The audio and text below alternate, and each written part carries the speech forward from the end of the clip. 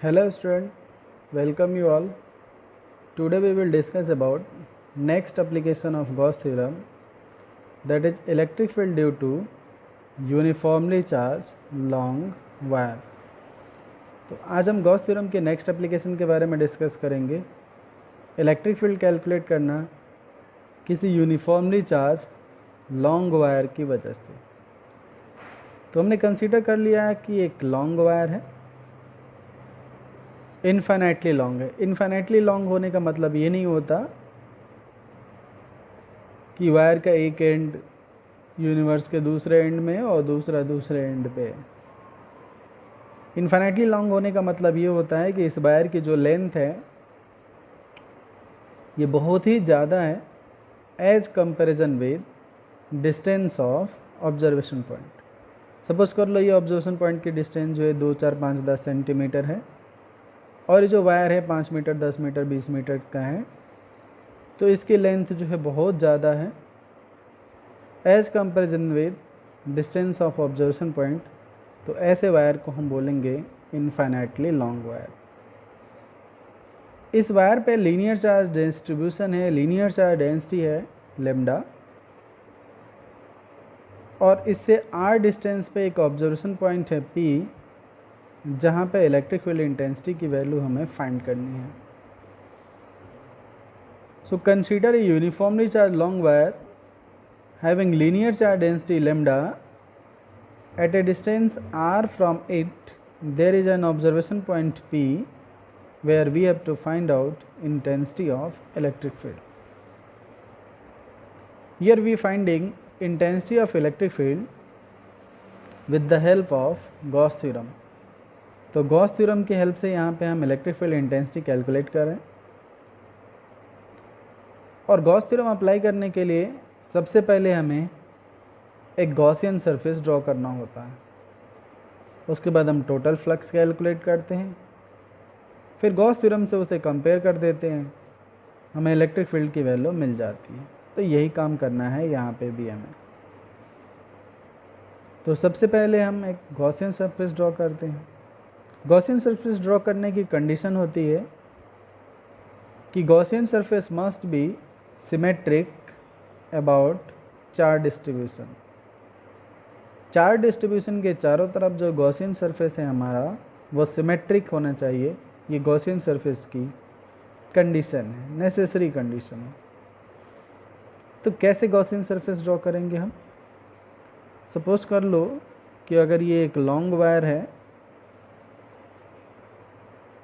जो कि uniformly charge है, और इसकी वजह से जो हम गॉसियन सरफेस ड्रॉ कर रहे हैं इसके चारों तरफ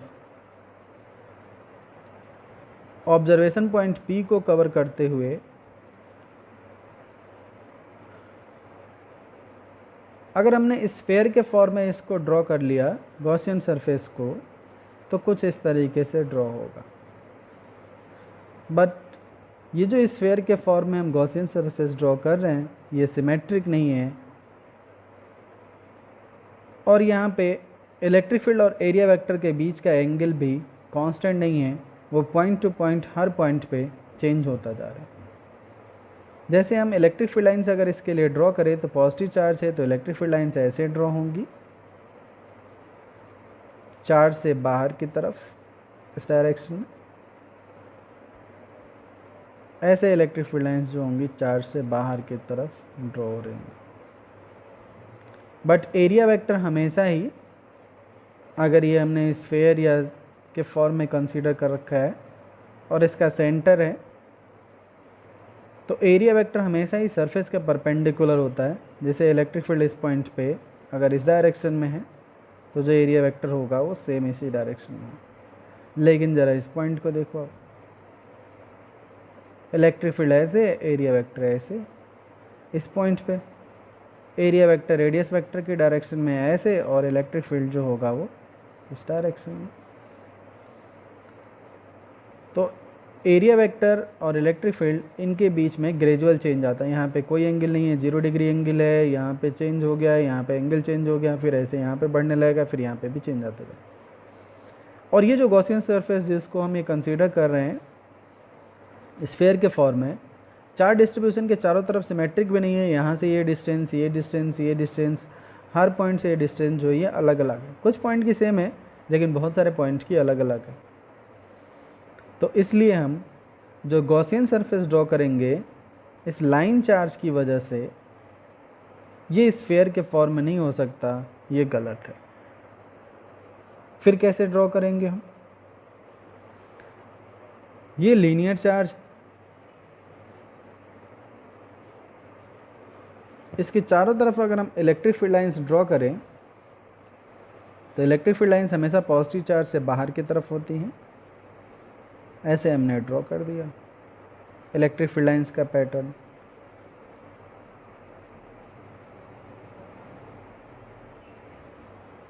इलेक्ट्रिक फील्ड लाइंस का जो पैटर्न होगा यहाँ पे,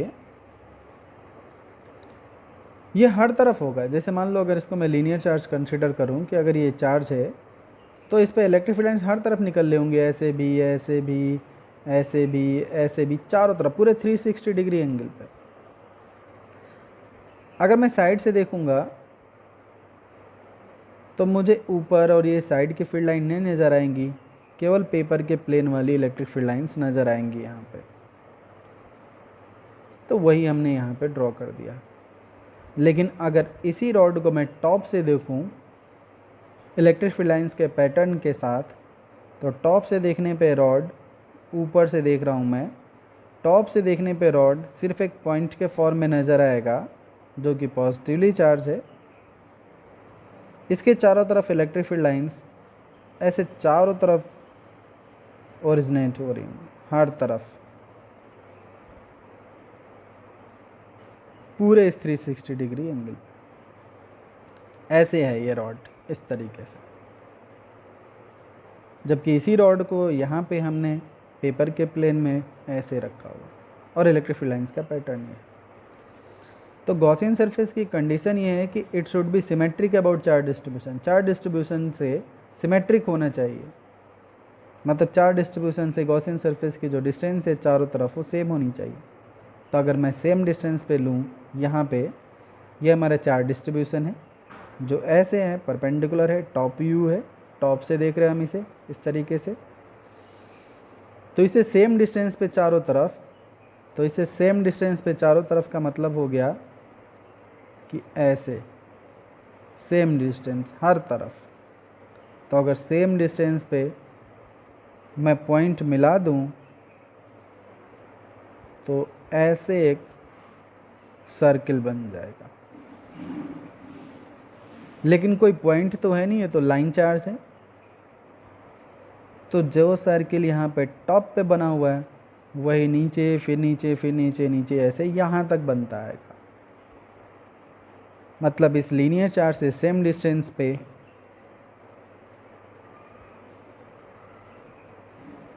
एक लाइन ड्रॉ कर दिया, दोनों तरफ सेम डिस्टेंस पे, क्योंकि ये डिस्टेंस और ये डिस्टेंस इक्वल होगी तभी ये सर्किल बन पाएगा और तभी ये सिमेट्री होगी हर तरफ। टॉप से देख रहे हैं हम, तो टॉप से देखने में तो हमें ये सर्किल नज़र आ जा रहा, लेकिन साइड से देखेंगे अगर हम इसके तो ये सर्किल नज़र नहीं आएगा, हमें ऐसे दो लाइन्स ही नज़र आएंगी। अब अगर इस डायग्राम को 3D बनाएं, ये सर्किल ड्रॉ करें टॉप पे, तो कुछ इस तरीके से होगा और ये पूरे रॉड पे होगा ऊपर से लेके नीचे तक। तो इस फॉर्म में गॉसियन सरफेस बन गया हमारा।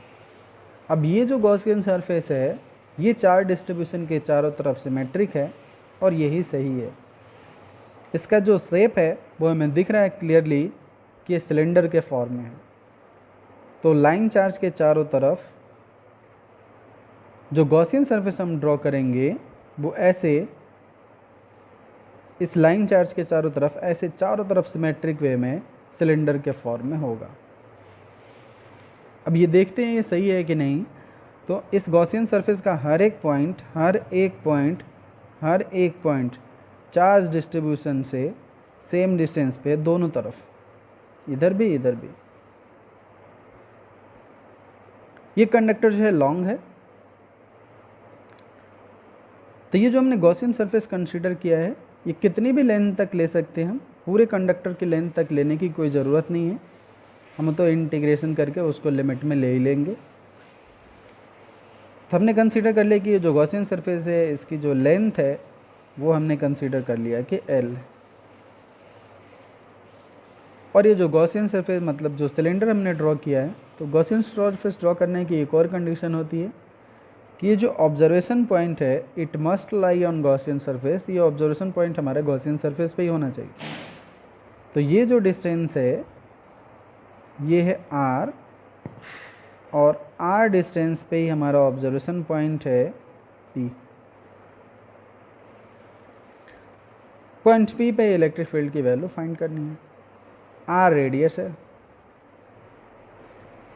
तो लाइन चार्ज की वजह से, ये एक लाइन चार्ज था, इसकी वजह से ऑब्जर्वेशन पॉइंट पे R डिस्टेंस पे है, जो कि इस लाइन चार्ज से पॉइंट P पे अगर इलेक्ट्रिक फील्ड की वैल्यू फाइंड करनी है गॉस थ्योरम की हेल्प से, तो सबसे पहले हम एक गॉसियन सरफेस ड्रॉ करेंगे।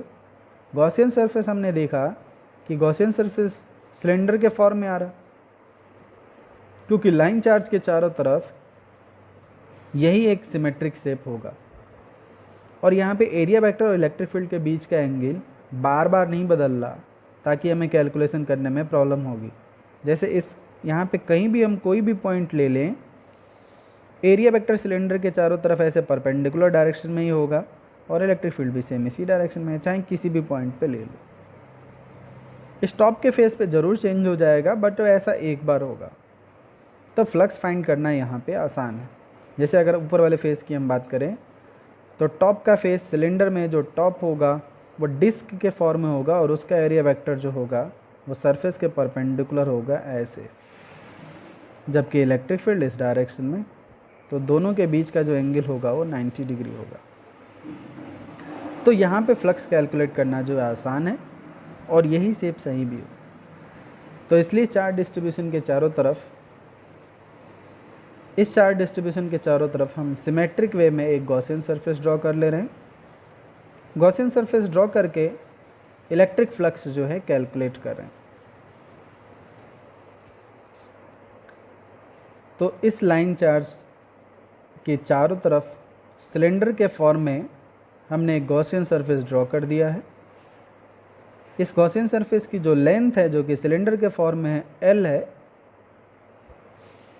ऑब्जर्वेशन पॉइंट P इस लाइन चार्ज से R डिस्टेंस पे है।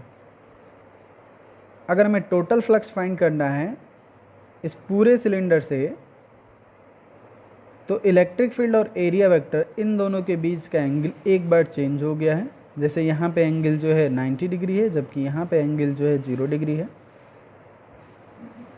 तो इस सिलेंडर को छोटे छोटे सेगमेंट में हम डिवाइड कर लेंगे, और फिर उसका टोटल फ्लक्स हम फाइंड करेंगे। तो इस सिलेंडर को हम 3 सेगमेंट में डिवाइड कर सकते हैं। ऊपर टॉप का ये फ्लैट फेस, बॉटम का ये फ्लैट फेस, और तीसरा साइड का ये सिलेंड्रिकल कर्व्ड फेस। ये जो है कर्व्ड फेस हमारा ऐसे इस फॉर्म, जबकि ऊपर का ये टॉप फेस है डिस्क शेप में, बॉटम का भी डिस्क शेप में। एरिया वेक्टर यहाँ पे सरफेस के परपेंडिकुलर होता है किसी भी क्लोज सरफेस के लिए, और हमेशा बाहर की तरफ होता है, तो एरिया वेक्टर यहाँ पे बाहर की तरफ हो गया। इलेक्ट्रिक फील्ड चार्ज पॉजिटिव है, तो ये आउटवर्ड डायरेक्शन में होगा, चार्ज से दूर हो गया। दोनों के बीच का एंगल 90 डिग्री है। इसको हम फर्स्ट फेस बोल दे रहे हैं। सेकेंड फेस ये कर्व्ड फेस है सिलेंडर का, चार्ज पॉजिटिव है, इलेक्ट्रिक फील्ड ऐसे बाहर की तरफ होगा, और एरिया वेक्टर भी हमेशा क्लोज सरफेस के बाहर की तरफ होता है, तो ये दोनों सेम डायरेक्शन में हो गए, दोनों के बीच का एंगल 0 डिग्री हो गया। बॉटम फेस पे चार्ज पॉजिटिव है, तो जो इलेक्ट्रिक फील्ड होगा यहाँ पे बाहर की तरफ होगा, पॉजिटिव से दूर, और एरिया वेक्टर जो होगा वो सरफेस के परपेंडिकुलर होगा और बाहर की तरफ, मतलब डाउनवर्ड डायरेक्शन में। इसको हम थर्ड फेस कंसीडर कर ले रहे हैं, ये हमारा तीसरा फेस है। अब गॉस थ्योरम यूज करेंगे, तो from Gauss law phi equals लिखते हैं हम q in upon epsilon naught. Electric flux के फॉर्मूले से एक ही बार हमने इसे कंपेयर करा दिया, तो ये हो गया close integral E dot D S equals Q in upon epsilon not. हम ऐसा भी कर सकते हैं कि पहले हम केवल फ्लक्स फाइंड कर लें, फिर हम उसको गॉस थ्योरम से कंपेयर कराएं और इलेक्ट्रिक फील्ड की वैल्यू कैलकुलेट कर लें। बट उससे सिंपल ये है कि एक ही बार हम फ्लक्स से कंपेयर करा दे रहे हैं, तो डायरेक्टली यहाँ पे ई की वैल्यू हमें मिल जाएगी। पूरा का पूरा ये क्लोज सरफेस है जिसको हमने 3 सेगमेंट में डिवाइड कर दिया है।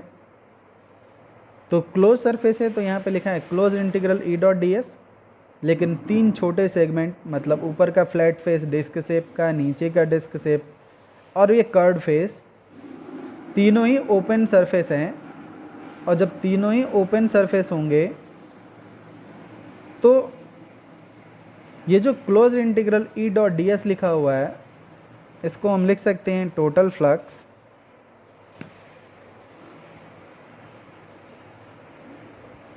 Close integral E dot D S equal integral E dot D S for the segment 1, मतलब ये टॉप का डिस्क शेप। नेक्स्ट है integral E dot D S for the segment 2 and E dot D S for the segment 3। अब ई और D S इनके बीच में angle देख रहे हैं, फर्स्ट फेज के लिए, सेकंड फेज के लिए और थर्ड फेज के लिए। तो फर्स्ट फेज के लिए जो एंगल है वो 90 डिग्री है, थर्ड फेज के लिए भी एंगल 90 डिग्री है, जबकि सेकंड फेज के लिए दोनों के बीच का जो एंगल है वो 0 डिग्री है। तो ये हो गया E D S cos 90 first phase है, plus E D S cos 0 दोनों सेम डायरेक्शन में है सेकेंड फेज के लिए, plus E D S cos 90 third phase के लिए, दोनों के बीच का एंगल 90 डिग्री है। ये एक close integral E dot D S की वैल्यू पूरे क्लोज सरफेस के लिए, पूरे सिलेंडर के लिए, जो 3 सेगमेंट में था। फर्स्ट सेगमेंट था, ये सेकंड था और ये हमारा थर्ड था। अब फर्दर अगर हम इसको सॉल्व करें तो cos 90 की वैल्यू 0 होती है, तो ये टोटल टर्म हमारा 0 हो गया मल्टीप्लाई होके। ई एंड डी एस ये दोनों सेम डायरेक्शन में है तो cos 0 है, cos 0 की वैल्यू 1 हो गई, ये हो गया 0 प्लस ई फाइंड करना हमें integral D S plus third case में ये अगेन यहाँ पे एंगल 90 डिग्री है तो ये हो जाएगा 0। cos 90 की वैल्यू 0 है तो ये टोटल टर्म 0 हो गया। तो close integral E dot D S इसकी वैल्यू हो गई ई इंटीग्रल डी एस। फर्दर अगर हम इसे सॉल्व करें, इंटीग्रल डी एस की वैल्यू छोटे से एरिया एलिमेंट का एरिया वेक्टर है डी एस, तो पूरे इस कर्व्ड फेस का एरिया वेक्टर जो होगा, जो एरिया होगा वो कितना होगा। तो एरिया डी एस है छोटे से एलिमेंट का, पूरे कर्व्ड फेस का एरिया कितना होगा। तो सिलेंडर का जो एरिया होता है सरफेस एरिया, उसका फॉर्मूला होता है 2 पाई आर एल। तो इस सिलेंडर की लेंथ हमने कंसीडर कर रखी है एल और ये जो रेडियस कंसीडर कर रखी है वो आर है, तो ये हो गया 2 पाई आर मल्टीप्लाइड बाई ई है तो मल्टीप्लाइड बाई ई कर दिया हमने। अब इस वैल्यू को इस इक्वेशन में पुट कर देंगे तो फाई इक्वल्स है close integral E dot D S equal Q in upon epsilon not. E dot D S की ये जो वैल्यू है यहाँ से ला के इस इक्वेशन में रख दे रहे हैं, तो ये हो गई है 2 pi R L multiplied by E equals Q in upon epsilon naught. चाहे तो हम इसे नाम दे सकते हैं, इसको हमने बोल दिया इक्वेशन 1, इसको हमने नाम दे दिया इक्वेशन 2, और फिर लिखें हम comparing equation 1 and 2।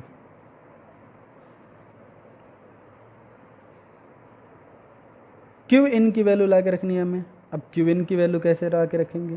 Q in का मतलब इस गॉसियन सरफेस के अंदर कुल कितना चार्ज है। अगर इस क्यू इन को, चार्ज इनसाइड गॉसियन सरफेस को हम लेमडा के टर्म में लिखें, जो कि गिवन है लीनियर चार्ज डेंसिटी, तो लीनियर चार्ज डेंसिटी के टर्म में लिखेंगे हम। लीनियर चार्ज डेंसिटी को डिफाइन करते हैं लीनियर चार्ज डेंसिटी, जिसे रिप्रेजेंट करते हैं हम लेमडा से, और इसके लिए फॉर्मूला लिखते हैं हम total charge upon length, total length, या जिस भी सेगमेंट का चार्ज हमें पता हो डिवाइडेड बाय उस सेगमेंट की लेंथ। तो ये हमारा गॉसियन सरफेस है जो कि सिलेंडर के फॉर्म में है। ये इसकी जो लेंथ हमने कंसीडर कर रखी है लेमडा, और इसके अंदर जो चार्ज है उसको हमने कंसीडर कर लिया कि ये क्यू इन है। तो लेमडा क्या हो जाएगा, चार्ज हो जाएगा क्यू इन, और अपॉन लेंथ कितनी है एल, तो लिख दिया हमने यहाँ पे एल। यहाँ से क्यू इन की वैल्यू क्या मिली हमें, ये मिला हमें लेमडा मल्टीप्लाइड बाई एल। अब क्यू इन की वैल्यू यहाँ पे रख देंगे, तो ये हो जाएगा lambda multiplied by L, upon में है यहाँ पे epsilon not 2 pi R L multiplied by E. L से एल कैंसिल आउट हो जाएगा, तो ई की वैल्यू मिली हमें लेमडा अपॉन, ये इधर आएगा डिनोमिनेटर में 2 पाई एप्सिलॉन नॉट आर। तो इलेक्ट्रिक फील्ड जो है लाइन चार्ज की वजह से इतना ही होता है, E equals lambda upon 2 pi epsilon naught are.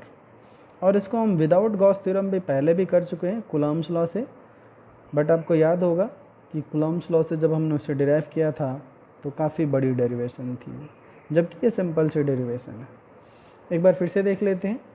हमारे पास एक लॉन्ग वायर था जिस पे लीनियर चार्ज डेंसिटी है लेमडा, इस वायर की वजह से आर सेपरेशन पे एक ऑब्जर्वेशन पॉइंट है पी, जहाँ पे हमें इंटेंसिटी ऑफ इलेक्ट्रिक फील्ड की वैल्यू फाइंड करनी है। तो हम यूज करेंगे Gauss theorem. Gauss theorem apply करने के लिए सबसे पहले हम एक गॉसियन सरफेस ड्रॉ करना होता है, and Gaussian surface must be symmetric about charge distribution. तो जो यहाँ पे सूटेबल गॉसियन सरफेस है वो सिलेंडर के फॉर्म में है। हमने अभी डिस्कस किया था कि क्यों सिलेंडर ही होगा और स्फेयर क्यों नहीं हो सकता, वहाँ पे सिमेट्री नहीं बन रही थी, इसलिए हम स्फेयर नहीं कंसीडर कर सकते।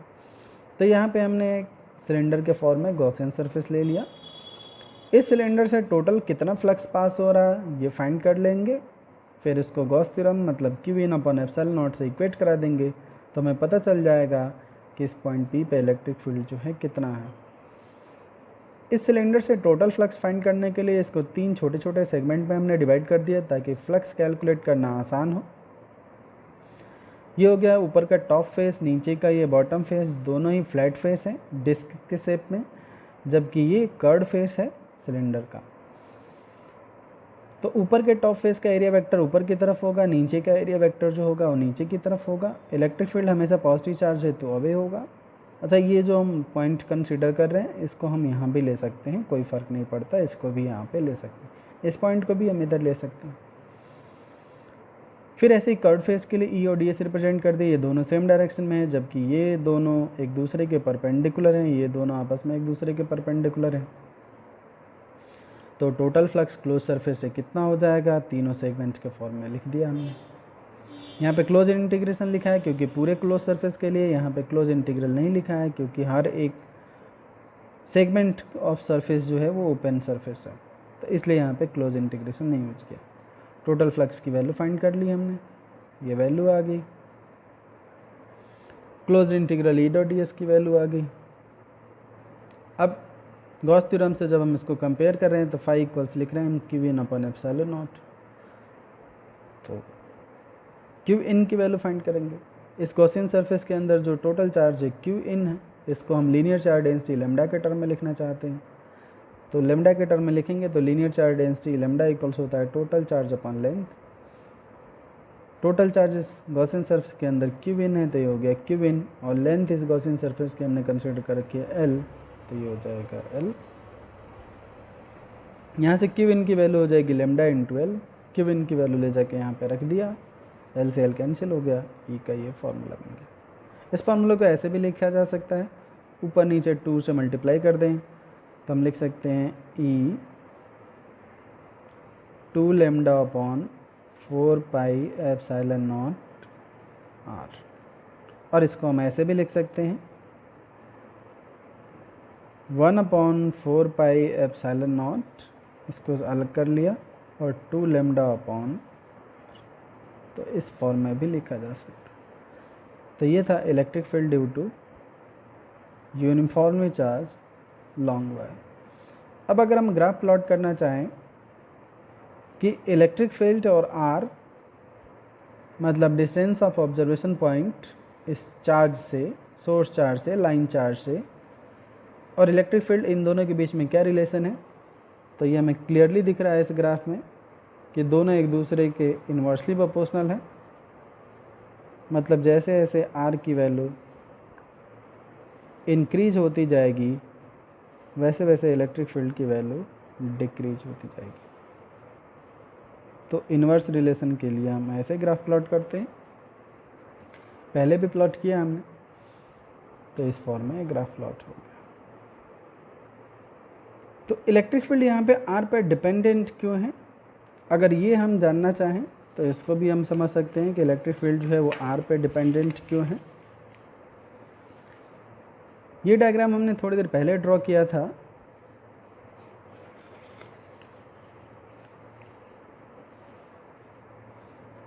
जिसमें इस लाइन चार्ज को हम टॉप से देख रहे थे। तो लाइन चार्ज को हम टॉप से देख रहे हैं, इलेक्ट्रिक फील्ड लाइंस का पैटर्न हमने यहाँ पे ड्रॉ किया हुआ, चारों तरफ होगा ऐसे इलेक्ट्रिक फील्ड लाइंस पास हो रहे हैं। लाइन चार्ज हमारा ऐसे है टॉप व्यू में, अगर टॉप से देखेंगे तो इस तरीके से दिखेगा ऐसे, और इसके चारों तरफ से फील्ड लाइंस जो होंगी हर तरफ से बाहर निकल लेंगे, ऐसे ऐसे ऐसे ऐसे ऐसे ऐसे चारों तरफ, हर तरफ। तो कहीं भी अगर हम, जैसे सपोज कर लो इस रीजन में हमने एक छोटा सा एरिया कंसीडर कर लिया, तो यहाँ पे 2 फील्ड लाइन पास हो रही है, लेकिन जैसे ही इस चार्ज से हम दूर जा रहे हैं, जैसे मान लो यहाँ पे गए, सेम उतना ही एरिया कंसीडर किया, सेम उतना ही एरिया कंसीडर किया, तो केवल और केवल एक ही फील्ड लाइन पास हो रही है यहाँ पे, जबकि यहाँ पे 2 फील्ड लाइन पास हो रही। तो फील्ड लाइन का नंबर अगर सेम एरिया में चेंज होता है, मतलब इलेक्ट्रिक फील्ड की वैल्यू चेंज हो रही है, तो ये तीनों ही पॉइंट इस चार्ज से, लीनियर चार्ज से, इससे तीनों ही पॉइंट दूर हैं, जबकि ये जो पॉइंट है हमारा इससे पास है, सेम एरिया में ज़्यादा फील्ड लाइन पास हो रही हैं, तो इसलिए यहाँ पे इलेक्ट्रिक फील्ड स्ट्रॉन्ग होगा, और इसी वजह से हमारा रिलेशन जो आया है E inversely proportional to r आया है। तो ये था electric field due to uniformly charge long wire.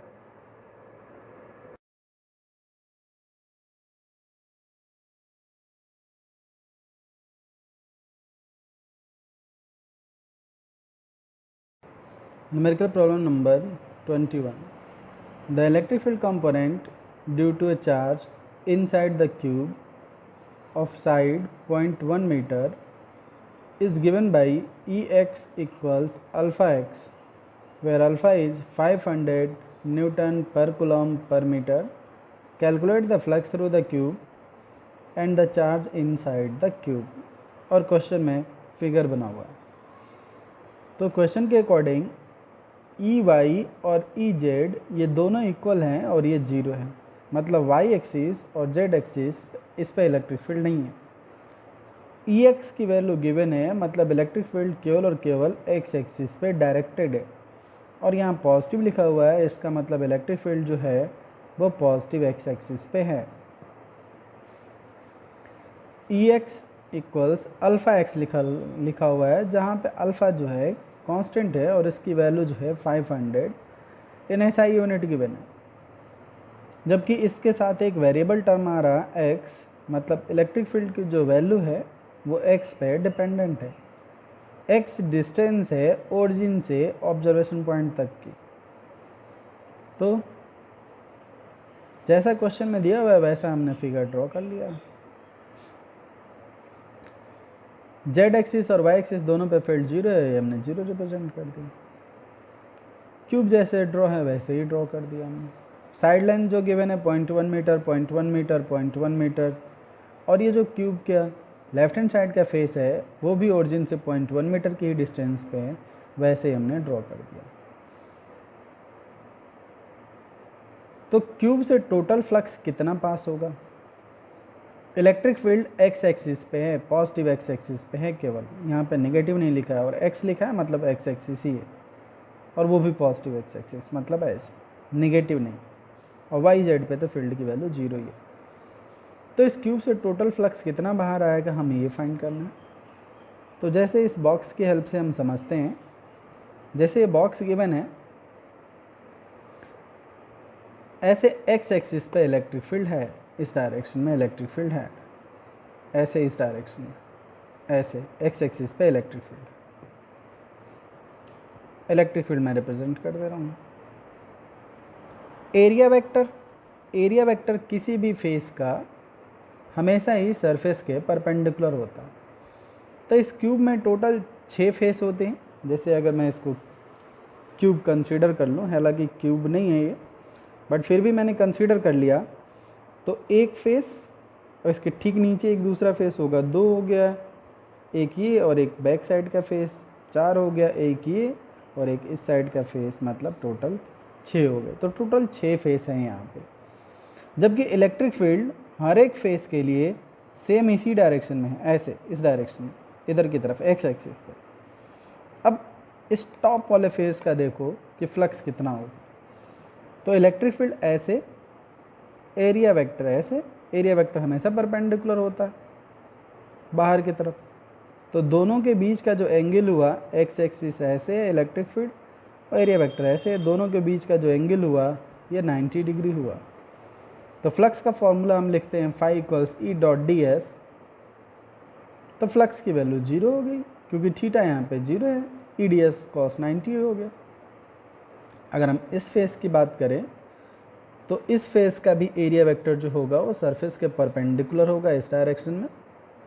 जबकि इलेक्ट्रिक फील्ड हमेशा एक्स एक्सिस पे है, इस डायरेक्शन में इलेक्ट्रिक फील्ड और इस डायरेक्शन में एरिया वेक्टर, तो दोनों के बीच का एंगल जो होगा वो 90 डिग्री होगा, इसका भी फ्लक्स 0 हो जाएगा। अगर मैं इस फेस की बात करूं, इस वाले फेस की, तो यहाँ भी इलेक्ट्रिक फील्ड जो होगा वो हमेशा इस डायरेक्शन में होगा, जबकि एरिया वेक्टर जो होगा वो सरफेस के परपेंडिकुलर होगा।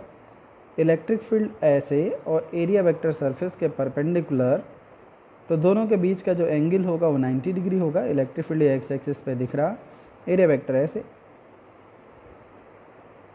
तो cos 90 की वैल्यू 0 हो गई, इसलिए फ्लक्स 0 हो गया। ठीक ऐसे ही अगर हम बॉटम वाले फेस की बात करें, तो बॉटम वाले फेस का एरिया वेक्टर जो होगा वो डाउनवर्ड डायरेक्शन में होगा, जबकि इलेक्ट्रिक फील्ड इस डायरेक्शन में है। दोनों के बीच का एंगल 90 डिग्री हो गया, तो टोटल फ्लक्स की वैल्यू 0 हो गई। तो इस क्यूब से 4 फेस ऐसे हैं जिनका फ्लक्स 0 हो गया। कौन कौन से? एक तो ये बाहर का फेस जो हमें दिख रहा, दूसरा ये ऊपर का फेस, तीसरा ये जो बैक साइड का फेस है, और चौथा ये जो बॉटम का फेस है। हर एक फेस के लिए मैंने डायग्राम नहीं बना हुआ है, अदरवाइज डायग्राम जो है काफ़ी कंजस्टेड हो जाता है, उसमें कुछ समझ में नहीं आता। तो केवल 2 फेस के लिए मैंने शो किया हुआ है डायग्राम में। एक ये टॉप का फेस ऊपर वाला इलेक्ट्रिक फील्ड एक्स एक्सिस पे है, एरिया वेक्टर सरफेस के परपेंडिकुलर बाहर की तरफ, क्लोज सरफेस के लिए एरिया वेक्टर बाहर की तरफ होता है हमेशा, एरिया वेक्टर हमेशा बाहर की तरफ क्लोज सरफेस के लिए। एक्स एक्सिस पे इलेक्ट्रिक फील्ड, दोनों के बीच का एंगल 90 डिग्री, तो फ्लक्स की वैल्यू 0 हो जाएगी। और सेम ऐसा ही इस बाहर वाले फेस के लिए और ठीक ऐसे ही इस बैक साइड वाले फेस के लिए भी होगा। अब बाकी के 2 फेस बचे, क्यूब में टोटल 6 फेस होते हैं, तो बाकी के 2 फेस कौन से बचे? एक तो हमारा ये वाला फेस, ये वाला, और दूसरा जो है हमारा ये वाला फेस। अब देखो इलेक्ट्रिक फील्ड इस डायरेक्शन में है ऐसे, और एरिया वेक्टर भी सेम इसी डायरेक्शन में। इलेक्ट्रिक फील्ड ऐसे और इसका एरिया वेक्टर भी ऐसे है, तो दोनों के बीच का जो एंगल हो गया वो 0 हो गया। तो देखो यहाँ पे इस फेस के लिए एरिया वेक्टर इसी डायरेक्शन में, इलेक्ट्रिक फील्ड भी एक्स एक्सिस पे ही है, दोनों के बीच का एंगल यहाँ पे 0 डिग्री हो गया। अब इस फेस की बात करो, इस वाले फेस की, तो एरिया वेक्टर हमेशा सरफेस के परपेंडिकुलर और बाहर, तो ऐसे हो जाएगा। और इलेक्ट्रिक फील्ड तो पॉजिटिव एक्स एक्सिस पे है, ऐसे है, तो एरिया वेक्टर ऐसे है और इलेक्ट्रिक फील्ड ऐसे, दोनों के बीच का जो एंगल हुआ वो 180 डिग्री हो गया। जब दोनों के बीच का एंगल 180 डिग्री हो गया तो इसको डायग्राम में हमने ऐसे रिप्रेजेंट कर दिया, इलेक्ट्रिक फील्ड ऐसे हो गया और एरिया वेक्टर इस डायरेक्शन में हो गया। तो cos 180 की वैल्यू -1 होती है, मतलब यहाँ पे फ्लक्स होगा, यहाँ पे 0 हो गया, मतलब cos 0 की वैल्यू 1 होती है, तो यहाँ भी फ्लक्स होगा और यहाँ भी फ्लक्स होगा। लेकिन बाकी के ये जो 4 फेस थे, ये साइड वाला ये फेस, ये साइड वाला फेस और नीचे वाला, इनसे फ्लक्स 0 था। केवल इस फेस और इस फेस का फ्लक्स जो होगा वो होगा। तो अब टोटल फ्लक्स जो लिखेंगे हम, केवल 2 फेस का से पास होने वाले फ्लक्स के सम के इक्वल होगा। तो इसको हम φ1 से रिप्रेजेंट कर रहे हैं, इसको हम φ2 से रिप्रेजेंट कर रहे हैं। पहले फेस से पास होने वाला फ्लक्स, दूसरे फेस से पास होने वाला फ्लक्स, बाकी सब तो 0 हो गए, 4 तो 0 हो गए। तो टोटल फ्लक्स हो जाएगा φ1 प्लस φ2। अब φ1 की वैल्यू, पहले फेस से पास होने वाला फ्लक्स जो होगा वो कितना होगा, इस वाले फेस से पास होने वाला जो फ्लक्स होगा वो कितना होगा। तो फॉर्मूला लिखते हैं हम E.S, E and DS both are in opposite direction, दोनों एक दूसरे के अपोजिट हैं, तो यहाँ पे हो जाएगा E.S cos 180, और cos 180 की वैल्यू होती है -1, तो φ1 इक्वल्स हो जाएगा -k1 ES। माइनस ई की वैल्यू क्वेश्चन में गिवन है, क्या है ये, अल्फ़ा एक्स, तो लिख दिया हमने यहाँ पे अल्फ़ा और एक्स। एस एरिया को रिप्रेजेंट करता है तो एस लिख दिया, माइनस अल्फ़ा की वैल्यू, अल्फ़ा कांस्टेंट है और कितना गिवन है 500, और एसआई सिस्टम में वैल्यू है तो यूनिट चेंज करना नहीं है 500, इंटू एक्स। ई जो है अल्फ़ा एक्स के इक्वल है, जिसमें अल्फ़ा कांस्टेंट है और एक्स जो है ये वेरिएबल है। मतलब जैसे जैसे ओरिजिन से दूर होते जाएंगे इलेक्ट्रिक फील्ड की वैल्यू, एक्स की वैल्यू के बढ़ने के साथ साथ इलेक्ट्रिक फील्ड की वैल्यू भी बढ़ती जाएगी, तो एक्स की वैल्यू इधर चेंज होती जाएगी और बढ़ती जा रही है। ऐसा क्वेश्चन में गिवन है, एक्स की वैल्यू 1 होगी तो ये 1 अल्फ़ा होगा, 2 होगी तो 2 अल्फ़ा होगा, 4 होगी तो 4 अल्फ़ा होगा। तो फर्स्ट फेस के लिए एक्स की वैल्यू कितनी होगी, मतलब ये ओरिजिन से कितना दूर है, तो ये फर्स्ट फेस हमारा ओरिजिन से कितना गिवन है 0.1 मीटर, तो यहाँ पे लिख देंगे हम 0.1 metre multiplied by S, surface area को रिप्रेजेंट करता है, जिस फेस से पास हो रहा है फ्लक्स उसका सरफेस एरिया, तो इसका एरिया कितना होगा, क्यूब है तो ये स्क्वायर के फॉर्म में होगा एक फेस, और स्क्वायर का एरिया होता है साइड स्क्वायर। एक साइड लेंथ कितनी गिवन है 0.1 मीटर, हर एक साइड इक्वल है 0.1 मीटर, 0.1 मीटर, ये भी 0.1 मीटर ही है, तो इसका एरिया हो जाएगा 0.1 स्क्वायर। अब इसको सिंप्लीफाई कर ले रहे हैं, तो जब हम इसको सिंप्लीफाई करेंगे तो ये हो जाएगा -500 मल्टीप्लाइड बाई, तीनों को मल्टीप्लाई कर देंगे तो यह आ जाएगा 0.001। अब फ्लक्स की यूनिट होती है न्यूटन पर किलोमीटर स्क्वायर, तो ये हो गया। अब सेकेंड फेज से पास होने वाला फ्लक्स, इस वाले फेज से पास होने वाला फ्लक्स कितना होगा, तो इसको लिखेंगे हम phi2 equals again E dot S.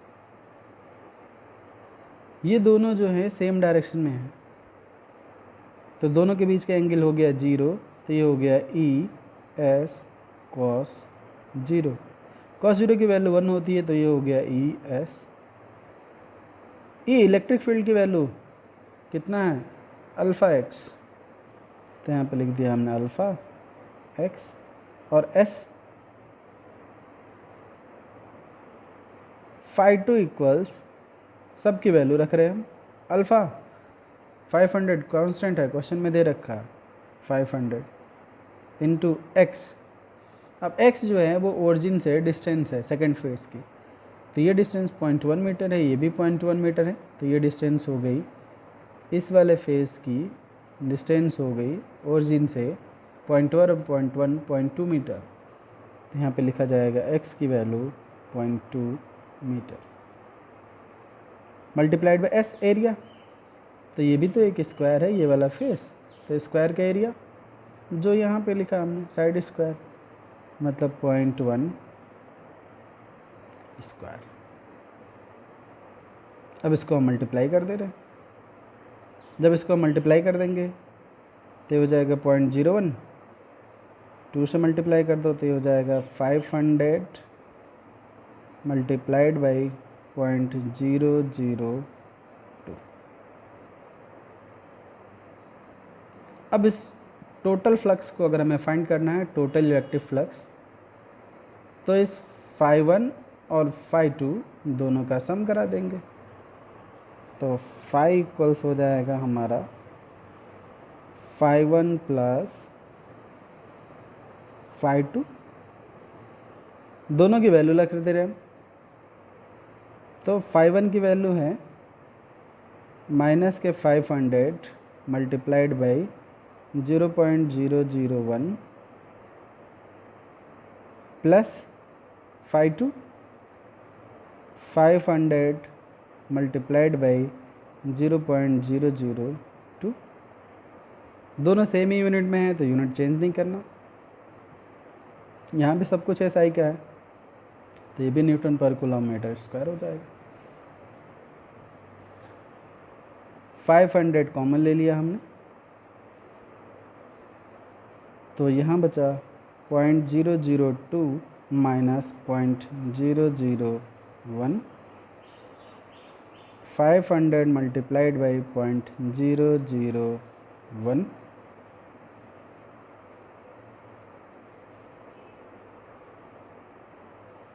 तो ये हो जाएगा 500 और 3 डिजिट पे डेसिमल लगा देंगे, तो ये हो जाएगा न्यूटन पर kilometre square. Total electric flux हो गया, फर्स्ट पार्ट सॉल्व हो गया, ये आंसर हो, जहाँ पे हमें टोटल इलेक्ट्रिक फ्लक्स फाइंड करना था। अब क्वेश्चन के सेकंड पार्ट में पूछा है कि कितना चार्ज है इसके अंदर, तो जब फ्लक्स पता चल गया हमें तो चार्ज फाइंड करना तो आसान है, गॉस थ्योरम अप्लाई कर दो। तो क्वेश्चन का second part, charge inside cube, cube के अंदर कुल कितना चार्ज होगा।